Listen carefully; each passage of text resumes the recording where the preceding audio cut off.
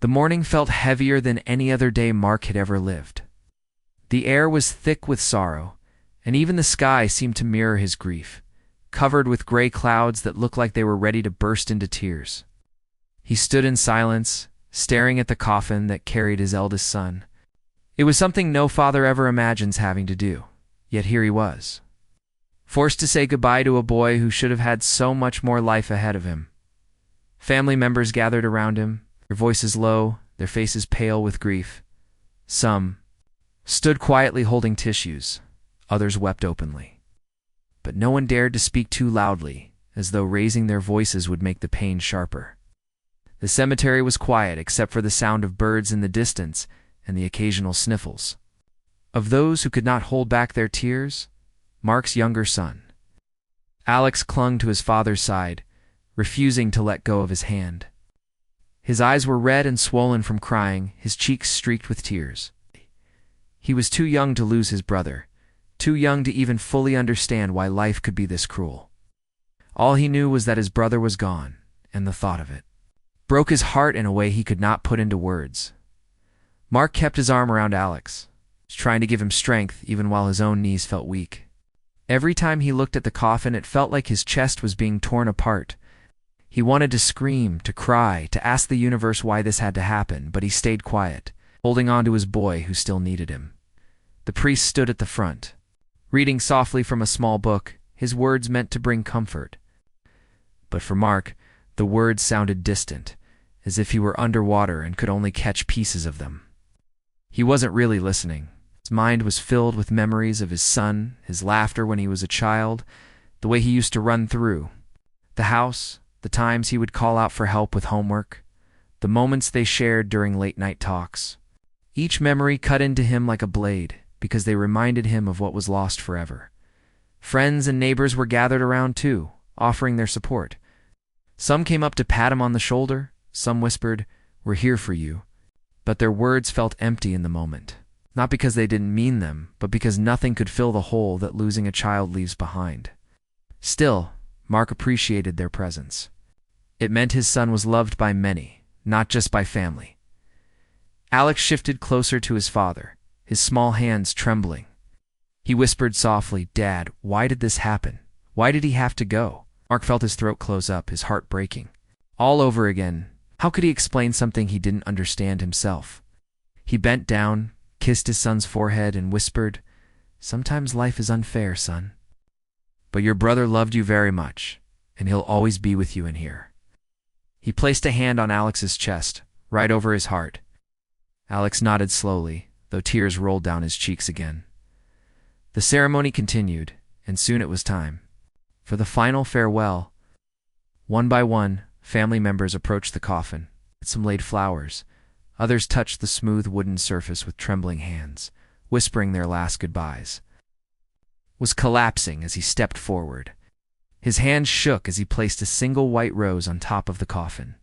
He leaned closer, his lips barely moving as he whispered a private goodbye. Words only meant for his son's spirit to hear. Behind him, Alex held tightly to his grandmother's hand. He looked so small, so fragile as he watched his father. His eyes were full of sadness, but also confusion, like he was searching for a reason, for something to make sense of this tragedy. Nurk turned back, knelt down, and opened his arms. Alex ran into them without hesitation, burying his face in his father's chest. Together they cried, holding on to each other as though their embrace could somehow protect them from the cruelty of the world. The gravediggers began their work slowly, lowering the coffin into the earth, soft sound of the ropes sliding, the weight settling into the ground, and finally the dull thud of earth being shoveled onto the wood filled the air. Each sound was a painful reminder of finality. Each scoop of soil seemed to echo in Mark's heart like thunder. Alex flinched at the sound, pressing his face deeper into his father's coat. Mark rubbed his son's back gently, whispering to him, trying to calm him. "It's okay, Alex. He's resting now. He's at peace." The boy nodded but didn't move, though he wanted to disappear into his father's arms. The service ended, but no one rushed to leave. People stood around quietly, some hugging one another, some still crying, others simply standing in silence, unable to move away from the grave just yet. It felt wrong to leave, as though walking away meant accepting that his son was truly gone. Mark remained in place, his arm around Alex, his eyes fixed on the fresh mound of earth. His heart was heavy, his body exhausted, but he stayed rooted to the spot. He knew that life would go on somehow, but at that moment, all he wanted was to hold on to the memory of his son and keep him alive in his thoughts. Alex finally lifted his head, his small voice breaking the silence between them. "Dad, will it hurt if we don't see him again?" Mark felt tears sting his eyes all over again. He hugged his son tighter and answered softly, "It will hurt, son. It will hurt for a long time. But we'll keep him alive here." He tapped Alex's chest again, and here he tapped his own chest. "As long as we remember him, he'll never really be gone." Alex sniffled, wiped his eyes with his sleeve, and nodded slowly. He didn't fully understand, but he trusted his father's words. That trust gave Mark just enough strength to keep standing, to keep breathing, even when every part of him wanted to collapse. The burial had ended, but the pain was only beginning. Still in that moment, surrounded by family, neighbors, and the quiet presence of his late son's memory, Mark held his younger boy close and promised himself he would stay strong for him. Even in the middle of tragedy, they still had each other, and that bond was the only thing keeping them from breaking apart completely. The burial should have been a quiet and sacred moment for the family, but just as the air was beginning to settle with silence, an unexpected sound broke through. It was the sharp clicking of high heels on the cemetery path. Heads turned, and there she was, Karen, the head of the neighborhood HOA, walking toward the crowd with a sour expression on her face. She looked completely out of place, dressed in a bright outfit that clashed with the somber atmosphere. Her lips pressed into a thin line as though she had walked into something offensive. Most people didn't want to believe it at first. Who would come to a burial with such an attitude? Not. But as Karen got closer, the look on her face made it clear. She wasn't there to comfort or offer condolences. She was there with complaints. Mark noticed her right away, felt his heart sink. Even further, as if grief wasn't already heavy enough, he tightened his arm around Alex, who was still clinging to him, and tried to ignore her. But Karen wasn't the type of woman to be ignored. She had a reputation in the neighborhood. Everyone knew her as the kind of person who stuck her nose into other people's business, always searching for something to criticize. Whether it was someone's lawn being too long, car parked on the street for more than a few hours, or kids playing too loudly, Karen always found a reason to complain. She stopped right at the edge of the small group of mourners, hands on her hips, eyes scanning the parked cars along the narrow road near the cemetery. "This is ridiculous," she said loudly, not even lowering her voice out of respect for the dead. "There are cars all over the street. People in the neighborhood are calling me non-stop about it. You can't just block everything up because you decided to have." Her words hung in the air like poison. A few people gasped. Others shook their heads in disbelief. One of the older women muttered under her breath, "Shame on her," but Karen ignored it, continuing to speak as though she were the most important person there. Mark's face tightened with anger, but he forced himself to stay calm. His son had just been lowered into the earth. He didn't want this day remembered for anything else. But Karen was making it impossible. Alex, confused, looked up at his father. "Dad, who is she?" he whispered. Mark squeezed his hand gently and whispered back, "Someone who doesn't understand what this means. Don't listen to her." Karen, however, noticed Alex. Her sharp eyes landed on the boy. And instead of showing sympathy for a grieving child, she twisted her face with annoyance. "And what's he doing wandering around here? It's running around, disturbing the peace? This is sacred ground. You should control your son." Those words hit Mark like a slap. Alex hadn't been running around. He hadn't made a sound except for crying quietly into his father's chest. He had been the very image of grief and innocence. Yet Karen, in her usual way, decided to create a problem where there was none. Several mourners turned toward her, their faces filled with anger. One of Mark's cousins stepped forward and said sharply, "Can't you see this is a burial? Can't you just leave them in peace?" But Karen waved her hand dismissively. Everyone has rules to follow. It's still part of the community. We can't just have gatherings like this whenever people feel like it. There are guidelines for parking, for gatherings, for noise. Noise, another family member interrupted. This is a funeral. We're not throwing a party. Karen didn't back down. She lifted her chin higher, as if she were the authority. On everything, it doesn't matter. I've already had complaints. People are saying that cars are blocking their driveways, and I can hear the talking all the way from the road. It's disturbing. The crowd was stunned. It was as if she couldn't hear herself, as if compassion and humanity had completely escaped her. The sight of a grieving father holding his young son, the sound of sobs from family members, none of it mattered to her. All she cared about was enforcing her precious rules. Mark finally spoke, his voice low but firm. Karen, this is my son's burial. Please just go. This is not the time. But instead of respecting his words, she scoffed. That's exactly the problem. You think rules don't apply to you just because something bad happened? Everyone has to follow the same standards. If we let one person do this, then what's to stop everyone else from blocking roads whenever they want? Several people shook their heads in disgust. A neighbor whispered angrily to another, "She has no heart." Alex's eyes filled with fresh tears. He buried his face against his father's side, whispering, "Dad, why is she being mean?" Mark stroked his hair gently, forcing himself to stay calm for his son's sake. Though inside he was boiling with anger, Karen kept going, refusing to read the room. She raised her phone as if ready to take pictures of the parked cars. "I'm documenting this. HOA will hear about it. You can't just bring so many people here without clearing it first. And your son," she pointed at Alex, her fingers sharp and accusing. "He's making this worse by hanging around. He's not even standing still. It's disrespectful." Entire group gasped. Mothers clutched their children closer. Fathers muttered angrily under their breath. One of Mark's brothers finally snapped, "Enough. You don't get to come here and insult a grieving child. Get out." But Karen wasn't intimidated. She straightened her back, speaking louder, as though she wanted the whole world to hear. "No, I won't get out. I'm responsible for this. Neighborhood and I have every right to enforce the rules. If none of you want to listen, I'll take this further." Mark's hands tightened into fists at his sides, though he kept one arm firmly around Alex. His patience was being tested beyond its limits. He wanted to scream at her, to tell her that this day wasn't about her, but he knew anger would only make Alex more afraid. Instead, he stared at her with a calm that took every ounce of strength he had.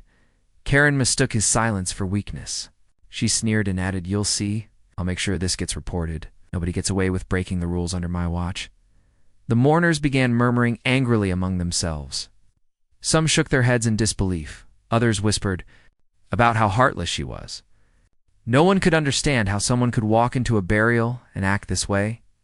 But Karen stood there, arms crossed, with the smugness of someone who thought she had one. What she didn't realize was that she was only digging a deeper hole for herself. By treating a father and son with such cruelty at the worst moment of their lives, she was creating enemies where she once had neighbors. The quiet respect of the cemetery was gone, replaced by tension and whispers. The peace of the burial had been shattered by one woman's arrogance. Mark held Alex closer, his heart aching not only for the son he had buried, but also for the pain his younger boy had been forced to endure because of someone's selfishness. Karen, however, didn't care. She turned sharply, muttering about rules and regulations, as if her words mattered more than the tears of the family standing before her. For her, power was more important than compassion. And for Mark, it was the moment he realized just how far she was willing to go to prove herself right, even at the cost of basic humanity. Karen's words had already hurt everyone, but what she did next shocked them even more. Instead of leaving the burial in peace, she pulled out her phone and started dialing. At first, many thought she was bluffing, that she just wanted to scare the family into obeying her demands. But when they heard her speaking in a sharp, confident voice, it became clear she was calling the police. The sound of her voice carried across the cemetery. "Yes, I need officers here right away," she said loudly, making sure everyone around her could hear. There's a large gathering causing a disturbance. People are blocking the street, and there's a child misbehaving at the cemetery. It's completely out of control. The family members stared in disbelief. Few people muttered angrily, but no one wanted to make a scene during the burial. Mark felt his blood boil as he listened to her twist the situation into lies. His son Alex wasn't misbehaving. He was mourning the loss of his brother. The people weren't causing a disturbance. They were simply grieving together. Didn't see it that way. She saw only an opportunity to use her power to show that she was in control. Alex tugged on his father's sleeve, his little voice trembling. "Ed, is she calling the police on me?" His eyes were wide, full of fear and confusion. For a child already broken by the loss of his brother, this new humiliation cut even deeper. Mark crouched down, placing both hands on Alex's shoulders.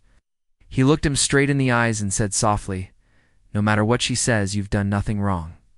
Don't be afraid. You're not in trouble." He hugged his son tightly, trying to shield him from the sting of Karen's cruelty. But Karen didn't stop. She continued speaking into the phone, pacing back and forth like she was the star of a show. "Yes, send someone quickly. There. Refusing to leave, and the child is running around disrespecting the area. I feel unsafe." The last words made several people gasp. Unsafe? She was the one causing the scene. One of Mark's cousins stepped forward, his face red with anger. "How dare you? This is a funeral. You're lying to the police about a grieving child." Karen smirked, not even fazed. "I'm doing my duty. Rules are rules. If you people can't understand that, then maybe the law will make you." "What?" Crowd fell into a tense silence after that. No one knew what to say. Some whispered among themselves, others tried to comfort Mark and Alex, but the damage had already been done. Instead of allowing them to say goodbye peacefully, Karen had dragged them into a storm of humiliation and fear. Minutes later, the distant sound of sirens reached their ears. The wail grew louder as it approached, and soon 2 police cars pulled up near the cemetery entrance.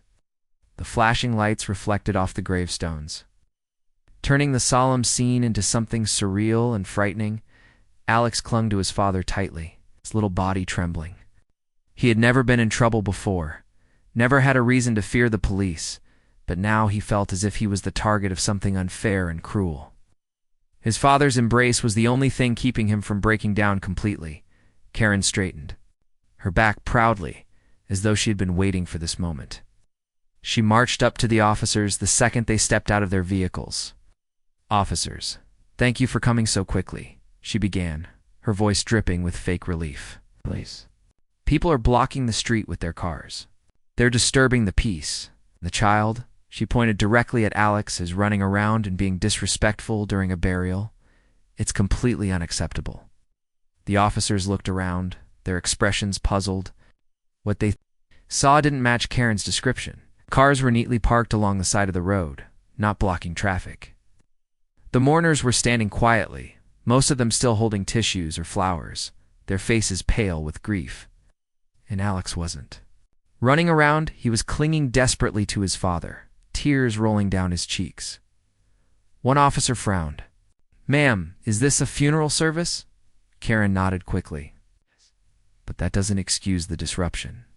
They didn't ask for permission to have this many people here. The boy who's been causing a scene." The officer glanced at Alex again, then back at Karen. His eyes narrowed slightly. "That boy?" He sounded doubtful. "Yes," Karen said firmly, folding her arms. "He's been loud, he's been disrespectful, and frankly, it's disturbing to everyone around here. I had no choice but to call." The other officer stepped closer to Mark, lowering his voice so that it didn't add more stress to the already. "Broken family? Sir, what's going on here?" Mark stood tall, though his heart was heavy. He placed a protective arm around Alex and answered calmly, "Officer, this is my son's burial. We've gathered here to lay him to rest. No one has caused any trouble.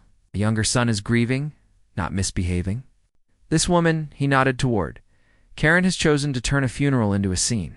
She called you here without cause." The officer's expression softened as he looked at Alex, who was now trying to hide his face in his father's coat. "I'm sorry for your loss," he said gently. "We didn't know." But Karen wasn't ready to back down. She stepped closer, her voice rising in pitch. "Don't be fooled by them. They're trying to make me look bad, but I know the rules. There are regulations for gatherings, and they're violating them. The boy is out of control.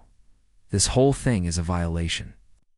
The first officer turned back to her, his patience thinning. "Ma'am, with all due respect, I don't see anyone violating the peace. The people here are grieving. The child isn't doing anything wrong." Karen's eyes widened. For the first time, her confidence faltered slightly, but she quickly recovered. "You're not looking closely enough. I know what I saw. I think they can do whatever they want, but I'm not going to let them. That's why I called you. You have to make them leave." The officer sighed, clearly frustrated. "Ma'am, it's a funeral. We're not about to remove a grieving family from a cemetery because you don't like the way cars are parked or the way a child is standing with his father." The mourners, who had been holding their breath, began to relax slightly. Some nodded in agreement. Others whispered their thanks to the officers under their breath. But Karen wasn't finished. She crossed her arms, her voice sharp as ever. "If you won't do something, then I'll take this higher. The HOA won't stand for it. I'm telling you, this is against the rules." The second officer shook his head slowly. "Ma'am, the HOA doesn't control funerals. You've wasted our time bringing us here for this." The words struck Karen like a blow, but she tried to mask her embarrassment by scoffing. "I didn't waste your time. I called because no one else would enforce the rules. If you won't take action, then I will." At that moment, Mark held Alex closer, whispering reassuring words into his ear. He knew his son was scared, but he also knew the truth would come out. He had stayed silent long enough, but now that the police were here, Karen's lies would not go unchallenged. The family and neighbors watched closely, their anger still simmering, but their hope slowly returning. They could see the officers weren't buying into Karen's version of events. They could see justice forming, even if only in small steps. But for Alex, none of that mattered yet. He just wanted to know why. On the day he had to say goodbye to his brother, someone would call the police on him for simply being there. His father's arms tightened around him, promising silently that he would never let anyone break his boy's spirit. Not today, not ever. The tension at the cemetery felt thick, as if the air itself was holding its breath. The mourners stood frozen, watching Karen argue with the police, her voice loud and sharp, while Mark stayed calm, holding Alex close. The little boy trembled in his father's arms, and every time Karen pointed at him, his grip tightened around Mark's coat. It was supposed to be the saddest day of their lives, but somehow it had turned into something even worse, a public scene. With flashing lights and accusations, all because of one woman's stubbornness. The officers looked uncomfortable. They were caught between a woman demanding action and a grieving family who had clearly done nothing wrong. One of them rubbed the back of his neck, sighing heavily, while the other kept glancing at the mourners as if trying to decide the best way to handle the situation without making it worse. Karen, however, seemed thrilled by the attention. She stood tall, her arms folded, speaking in a tone of authority, as though she were the one in charge. "I'm telling you, officers, they're breaking the rules. I've told them several times, and they keep ignoring me. The child has been disruptive. People are parked everywhere, and this entire gathering is a violation. You need to issue a citation or make them leave." Her words made Alex flinch again.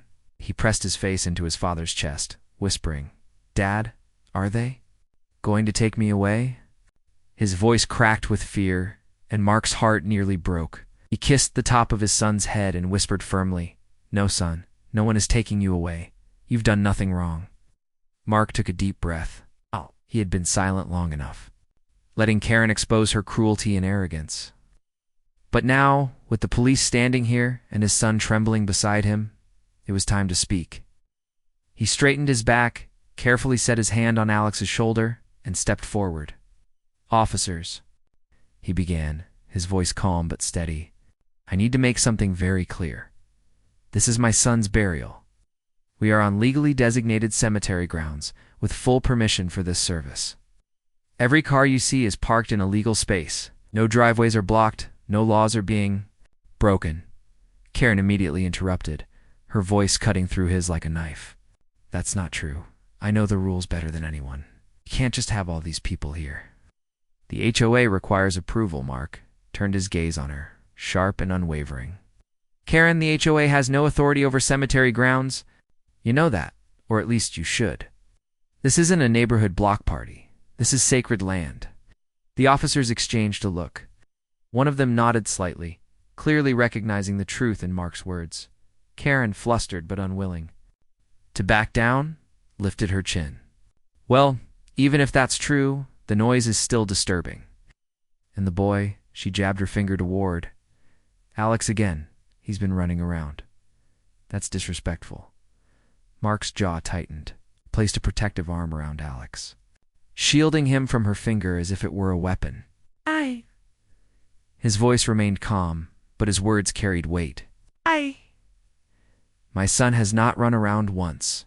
He has stood beside me, mourning his brother. He has shed tears, not caused trouble. What you are doing is cruel, Karen. Cruel and unnecessary. The officer closest to Mark finally spoke up. Sir, you seem to know a lot about the legal side of this. Are you familiar with the local codes? Mark gave a small nod. Yes, I'm not just a father. Here I'm also the community's legal advisor. I've worked with the city on property rights, public gatherings, and cemetery regulations. I know exactly what is permitted here, and I can assure you nothing is being violated. This family is within its full legal right to gather, to park, and to grieve without interference. The words hit Karen like a thunderclap. Her smug expression faltered for the first time. She blinked, her mouth opening slightly before snapping. Shut again, you. You're lying. You're just saying that to get them on your side. But Mark didn't raise his voice. He didn't need to. His calm tone carried more power than her shouting ever could. I don't need to lie, Karen. The officers can verify everything I've said. And if you'd like, I can provide them with the documentation showing that this burial was registered and approved with the city. Every step was followed legally. The officers immediately looked toward Karen. The one who had been skeptical of her from the beginning raised an eyebrow. Ma'am, did you know he was a legal advisor? Karen hesitated. She shifted uncomfortably, her confidence slipping. Well, no. But that doesn't mean he's right. I still heard complaints. People were upset. That has to count for something. Mark shook his head slowly, sadness mixing with his anger. What counts, Karen, is compassion. What counts is basic humanity. A family is grieving. A little boy has just lost his brother. And instead of showing kindness, you stormed in, accused him of being disrespectful, and called the police on him. That's what people will remember, not parking, not noise. They'll remember how you treated a child at his brother's grave. Those words landed heavily. The mourners around them nodded, some even whispering, that's right, and shame on her. The officers' expressions hardened, clearly realizing who was in the wrong. Karen, desperate to save face, threw her hands up. You're twisting. You're all against me. I was just doing my job, enforcing the rules. But the second officer finally lost his patience. His voice was firm, leaving no room for argument. Ma'am, this isn't about rules anymore. This is about respect. And right now, you're the only one causing a disturbance here. Not the family, not the child. The color drained from Karen's face. She tried to argue, but no words came out. Her mouth opened, then closed again, like she was searching for something to say. But all the authority she had carried just moments before was gone. Mark kept his hand on Alex's shoulder, feeling the boy slowly relax as the truth came out. He looked down at his son, who was still teary-eyed, but beginning to understand. See, Alex, he whispered softly, truth always shows itself. You didn't do anything wrong. Alex nodded slowly, his small hand clutching his father's tightly. For the first time since Karen had appeared, he let out a shaky breath. That sounded almost like relief. The officers turned back to Mark. Sir, again, we're sorry for the interruption. We'll be leaving now. Please accept our condolences for your loss. Mark gave them a small nod. Thank you. I just wanted to bury my son in peace. As the officers walked away, Karen stood frozen, her face red with embarrassment and fury. The power she thought she had held over everyone had slipped through her fingers, shattered by the calm, steady voice of the very man she had tried to humiliate. And though she tried to look unaffected, The whispers of the mourners made it clear everyone had seen her for who she really was. Mark didn't gloat, didn't celebrate. He simply pulled Alex closer and turned back toward his son's grave. His heart was still heavy with grief, but there was also a sense of quiet strength. He had defended his child, protected him from cruelty, and stood his ground without losing his dignity. For Karen, this was the first sign that her days of lording over the neighborhood without challenge were numbered. For Mark and Alex, it was a reminder that even in the darkest moments, truth and love would always stand stronger than arrogance and cruelty. The cemetery grew quiet again after the officers left, but the damage of the moment still lingered in the air. Mourners shook their heads in disbelief, whispering to each other about what they had just witnessed. Instead of remembering the day, only for the boy who was being laid to rest, they would forever remember how one woman tried to turn grief into conflict. Mark stood silently at the grave, his arm wrapped tightly around Alex, who leaned against him, exhausted from both crying and fear. The flashing lights from the police cars were gone now, but the memory of them stayed sharp in everyone's mind. Karen had stepped back, but she didn't leave. She stood off to the side, her face red with anger and humiliation. For the first time, she wasn't in control. The police had seen through her, the mourners had turned against her, and Mark's calm words had exposed her pettiness in front of everyone. Still, she tried to look defiant, holding her head high as though she hadn't just been scolded like a child, but no amount of pride could erase what had happened. When the burial finally ended, people began to leave slowly, many of them walking past Mark to hug him or whisper words of comfort. But almost all of them made a point to look at Karen with open disapproval. Some shook their heads at her, some muttered, and others simply refused to acknowledge her at all. For a woman who thrived on being respected and feared in the neighborhood, that silent rejection cut deep. Mark didn't say anything more to her. He had no energy left for her drama. His focus was on his son Alex, who still clung to his hand, his little eyes swollen from crying. Together, they walked back toward their car, surrounded by supportive family members. Mark thought that would be the end of it, that Karen would at least have the sense to stay quiet after everything. But he was wrong. The very next day, news of what happened spread through the neighborhood like wildfire. Word of mouth traveled quickly, and soon everyone knew about how Karen had stormed into a funeral, insulted a grieving child, and called the police in the middle of a burial. Neighbors who had once tolerated her strictness and bossy behavior were furious. Some couldn't believe she had gone that far. Others admitted they weren't surprised at all. But the one thing they all agreed on was that it was the final straw. Karen had built her influence in the community by acting like the rules were more important than people. She'd fined families for minor things, sent warning letters for grass that was too long, and embarrassed parents for kids playing outside too late. People didn't like her, but most were too afraid of her authority to stand up to her. Although she had crossed a line no one could forgive. At the next HOA meeting, the room was packed. More residents showed up than ever before, buzzing. With anger and frustration, Karen walked in, trying to act confident, but the glares and whispers made her falter. She cleared her throat and began the meeting as if nothing had happened, listing off petty violations and neighborhood issues. But it didn't take long before one man stood up and said, "Before we talk about lawns and fences, let's talk about what you did at that funeral." The room fell silent. Karen froze, her eyes darting nervously around the crowd. She tried to laugh it off. "Oh, that was just a misunderstanding. I was only doing my job, making sure the rules were followed." But another woman stood up, her voice sharp with anger.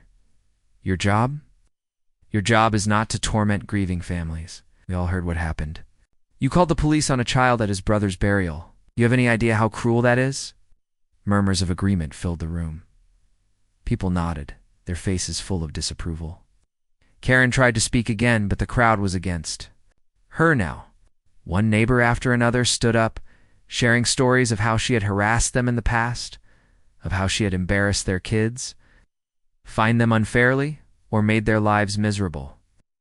It was as if the funeral had unlocked a floodgate of resentment that had been building for years. Karen's face turned pale as the accusations poured out. She tried to defend herself, raising her voice over the crowd. The rules are there for a reason. Without order, this community would fall apart. I've only been trying to keep things in line, but no one wanted to hear it anymore. The anger in the room was stronger than her excuses. Finally, one elderly man who had lived in the neighborhood longer than anyone else stood up. His voice was calm but firm. Rules mean nothing if they're enforced without compassion. What you did was unforgivable. You don't deserve to represent this community anymore. Applause broke out, filling the room with energy. Karen's mouth opened, but she couldn't speak. She looked around, hoping someone would defend her, but no one did. People she once thought of as her allies sat with their arms crossed, refusing to meet her eyes. The vote came quickly, and it was unanimous. Karen was removed as head of the HOA. When Mark heard about the outcome, he wasn't surprised. He hadn't gone to the meeting. His heart was still too heavy with grief to deal with community politics. But neighbors told him afterward how Karen had been forced to step down, how the people she once ruled over had finally stood up to her. Some even came to his house to thank him, saying his calm strength at the cemetery had given them the courage to see Karen for who she really was. Mark listened quietly, grateful but not celebratory. He wasn't interested in revenge or victory. All he wanted was peace for his family, especially for Alex. The boy had been deeply shaken by what happened, and Mark's main focus was helping him heal. He spent more time with him, talking to him gently about his brother, encouraging him to share his feelings, and reminding him every day that none of what Karen had said was true. Slowly, Alex began to feel safe again. The fear that the police would take him away faded, replaced by the trust he had in his father's words. Sometimes he still asked, "Dad, why was she so mean?" And Mark would answer, "Because some people forget how to be kind.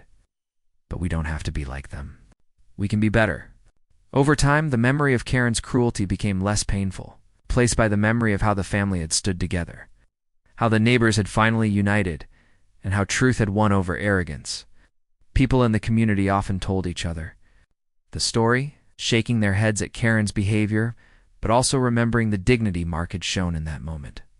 Karen, meanwhile, faded into the background. Without her HOA title, she lost the control she had once enjoyed. Neighbors avoided her, no longer afraid of her threats or rules. She had built her power on fear, but once people saw through her, she had nothing left. For Mark and Alex, life was still hard without the boy they had lost. Grief didn't disappear just because justice had been served. But there was comfort in knowing that the burial wasn't remembered for chaos or shame, was remembered for love, for strength, and for the moment, a father protected his son from cruelty. When Alex grew older, he would still remember that day, not for the flashing lights or Karen's harsh voice, but for the way his father had stood tall, calm, and unshaken in the face of humiliation. He would remember that even in the darkest moments, his father had shown him that dignity and truth would always outlast arrogance and cruelty. And that memory, though born from pain, became a lesson he would carry with him for the rest of his life.